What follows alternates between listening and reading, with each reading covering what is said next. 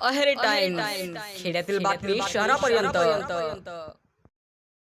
अहेरी बस स्थानकातील शौचालयातून येणाऱ्या तीव्र दुर्गंधीमुळे प्रवासी आणि नागरिकांना मोठा त्रास सहन करावा लागत आहे। परिस्थिती इतकी गंभीर झाली आहे की अनेकांना नाक आणि तोंडाला रुमाल बांधून बस स्थानकात उभे राहावे लागत आहे।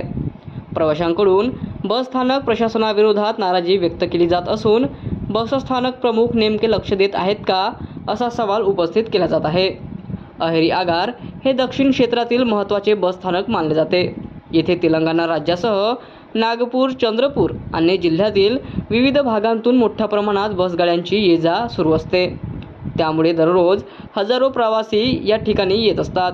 मात्र शौचालयाची नियमित स्वच्छता आणि देखभाल होत नसल्याने परिसरात अस्वच्छता व दुर्गंधी पसरत आहे। याचा त्रास महिला, ज्येष्ठ नागरिक, लहान मुले आणि सर्वसामान्य प्रवाशांना सहन करावा लागत आहे।